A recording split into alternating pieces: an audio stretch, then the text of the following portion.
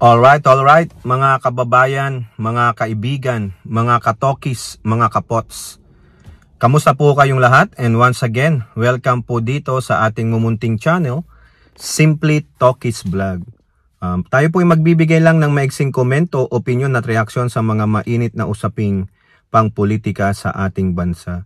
So pag-usapan po natin mga kababayan, ito na naman po ang inyong Vice Presidenting Tokmol na si Sara Pusit Duterte. Mukhang nagagalit na naman. Mukha yata itong alam nyo na, baka menopause na itong batang ito. Napakaagang menopause nito ng batang ito, no? Kasi po ang winawalwal niya ngayon ay ang ICC. Yung meaning po ng ICC base sa kanya at kanyang mga followers ay Crimes Against Humanities. Yun po yung meaning ng ICC base po sa diksyonaryo ng mga dutae.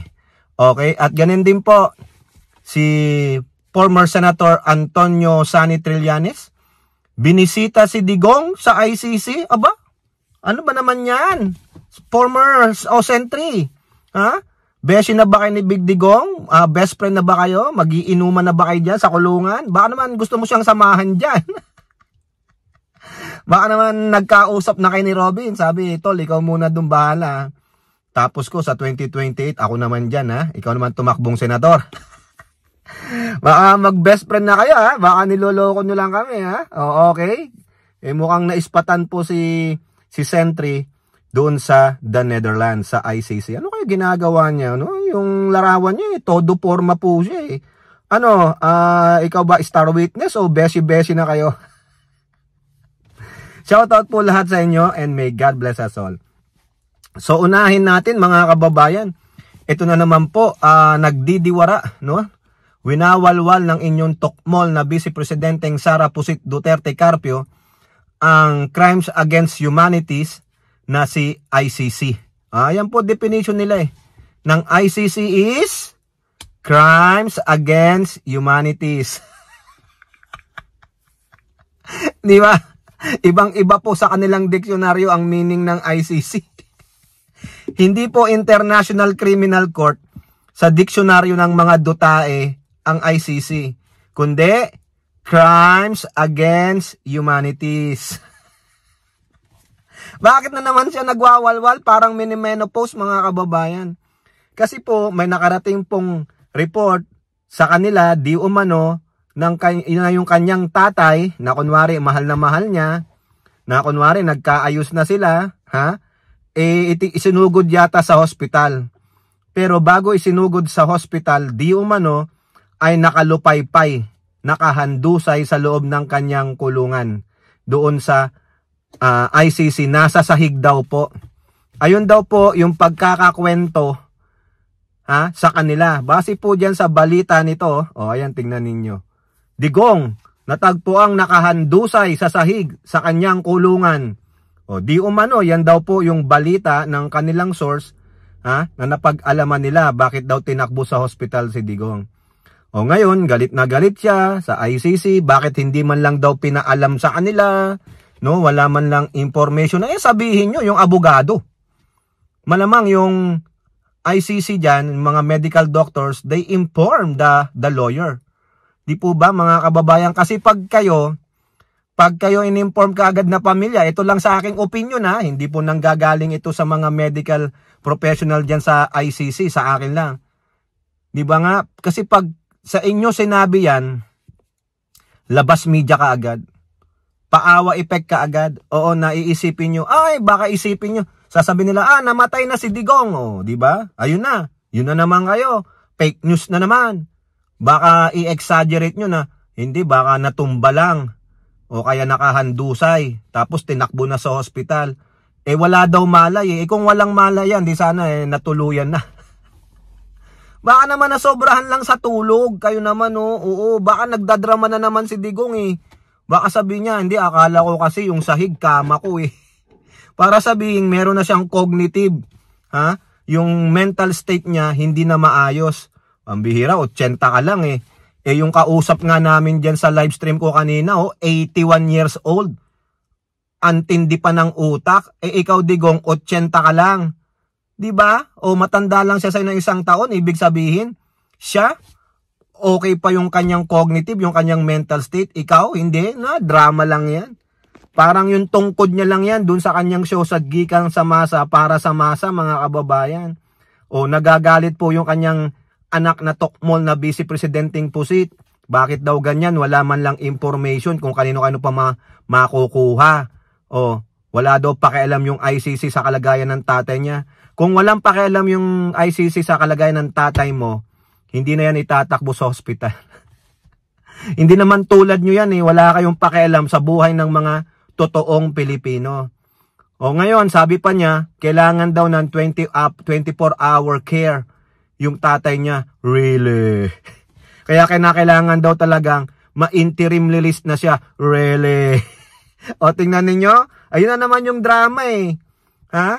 Gagamitin na naman yung pagkakahandusay ni Digong sa sahig eh. Malay mo, mas nalalamigan siya dun sa sahig kaysa dun sa kama niya.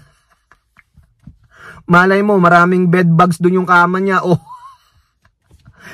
Siningit na naman mga kababayan para lang ma-interim release mga kababayan. Ha? Para lang ma-interim release si Digong. Ayun, gagamitin. O actually, nakalabas nga po ng kulungan si Digong eh.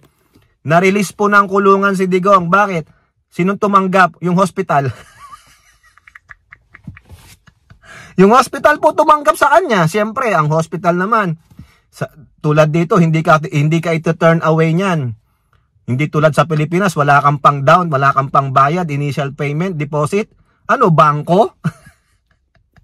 Yung hospital sa atin, bangko eh. Parang yung hospital sa atin, loan shark. Oo, di ba nakalabas na po si Digong? Oo, pero hindi po interim release. Nilabas po siya, tinakbo daw sa hospital eh. O di at least eh, nakalabas. Hindi nga lang yung sinasabi niyong saang bansa, kundi saan? Hospital. Welcome.